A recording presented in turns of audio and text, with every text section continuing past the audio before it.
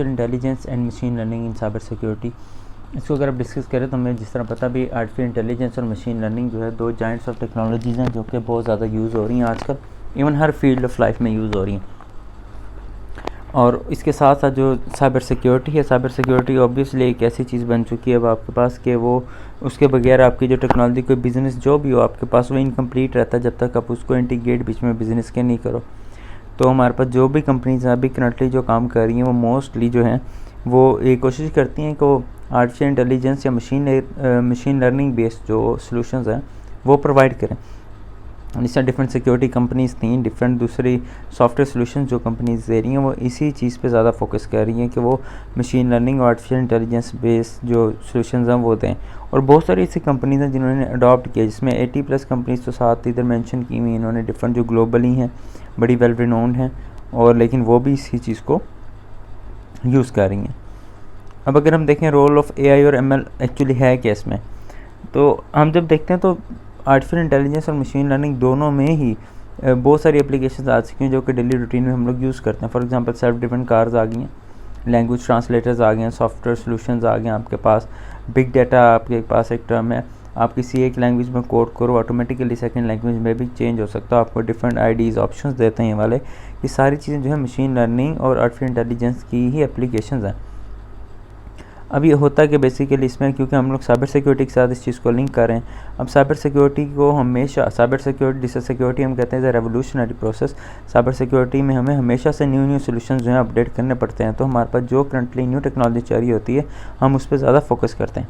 तो हमारे पास अभी AI और ML चाह रही है तो हमने इसी को ही फोकस किया है। जिस तरह इसकी एप्लीकेशन बढ़ी हैं इसी तरह इसके साथ इसका काउंटर अटैक भी साथ में चाह रहा है। इसके डिफरेंट जैसे रैंसमवेयर आ गया, वायरसेस आ गए हैं, बॉटनेट्स आ गए हैं, मेलवेयर्स आ गए हैं, फिशिंग अटैक्स हो गए हैं। ये इनकी सेवेरिटी भी अटैक्स की बढ़ रही है, नंबर ऑफ़ अटैक्स भी बढ़ रहे हैं, और डिफरेंट ऑर्गेनाइजेशंस हैं जो कि स्पेसिफिकली टारगेट हो रही हैं। तो इन टारगेट्स को सेव करने के लिए या ये जो एसेट्स हैं जो कि अटैक हो रहे हैं उनको सेव करने के लिए हम क्या करते हैं, हम AI और ML बेस्ड सॉल्यूशन जो है उनको यूज़ करते हैं।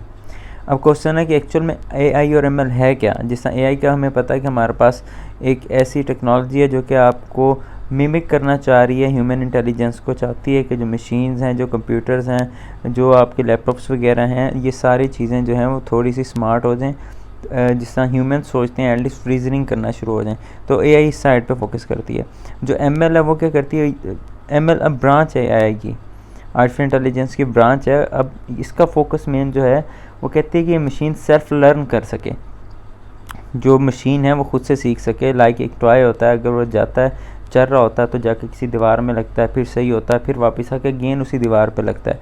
अब ये ML अगर इसमें हम इम्प्लीमेंट करें तो ML क्या करेगी, जब हम टॉय को ट्रेन करेंगे तो वो अगर चल रहा होगा तो अगर वो एक दफ़ा वॉल के साथ उसका लगता है जाके टकराता है तो वापस आएगा, जब नेक्स्ट टाइम वो जाएगा फिर टकराएगा, फिर अगली दफ़ा जब जाएगा तो वो सीखेगा इस चीज़ से कि अगर मैं इस पाथ पे जाता हूँ तो इसके आगे एक ऑब्स्टेकल है, मैं इसको क्रॉस नहीं कर सकता, तो क्या करेगा, वो ऑटोमेटिकली थर्ड टाइम वहाँ से मूव हो जाएगा। यानी with respect to experience, with respect to appearances to an event, machine जो है लर्न करना शुरू कर देती है और आगे चलती है। अब इसमें दो मेजर आ जाती हैं टाइप्स, एक आ जाती है हमारे पास सुपरवाइज्ड लर्निंग, एक आ जाती है हमारे पास अनसुपरवाइज्ड लर्निंग। जिसका नेम आपको बता रहा है सुपरवाइज्ड लर्निंग का, अगर आप देखें तो सिंपली क्या होता है, सुपरवाइज्ड मीन भी कोई ऐसी चीज़ जिसका हमें पता हो भी हाँ भी ये इस तरह से हो सकती है, जो पहचानी जा सके with some name, with some label. तो सुपरवाइज्ड लर्निंग में मोस्टली क्या होता है कि हमारे पास जो ट्रेनिंग डाटा होता है दैट इज़ लेबल्ड। अब ML में बेसिकली होता है कि आप इसको किसी भी मॉडल को हमने ट्रेन करना है, बिकॉज हमने उसे सिखाना है, सेल्फ लर्न करना है। जब आपने किसी चीज़ को कुछ सिखाना है तो आप practice makes a man perfect, जिसे हम कहते हैं कि अगर आप किसी चीज़ को प्रैक्टिस करते हैं तो आप उस स्किल को मास्टर कर जाते हैं। इसी तरह सुपरवाइज्ड लर्निंग में भी होता है, हम पहले डाटा देते हैं, ट्रेनिंग डाटा देते हैं, ट्रेनिंग डाटा के ऊपर उसको बताते हैं, सुपरवाइज में लेबल किया होता है। फॉर एग्जांपल अगर कैट, डॉग और पैरट्स मैं दे रहा हूँ या बर्ड्स मैं दे रहा हूँ तो मैं उसको कैट की पिक्चर्स के ऊपर कैट लिख के दूंगा, डॉग की पिक्चर के ऊपर डॉग लिख के दूंगा और बर्ड्स की पिक्चर के ऊपर बर्ड्स लिख के दूंगा। और इस तरह मैं इसको बहुत सारे इमेजेस के दूंगा, इसको कहूँगा इसको, चाहे वो बार बार इन पिक्चर से गुजरेगा और सीख जाएगा कि ये होता है जी, ये इस तरह की जो शेप होती है दैट इज़ बर्ड, बिकॉज हमने उसे बताया दैट इज़ बर्ड। आप उसको जो मर्ज़ी कह दें उसी को उसी तरह परसीव करेगा। फिर अगर डॉग है, कैट है, वो इसी तरह इसको सीखेगा। ये होती है हमारे पास सुपरवाइज्ड लर्निंग। अब अनसुपरवाइज्ड लर्निंग को अगर आप देखो तो वो बिल्कुल इससे ऑपोजिट है। जिस तरह इसमें आप उसे बता रहे थे that is dog, that is cat, that is bird. अब इसमें ऐसा कुछ नहीं है।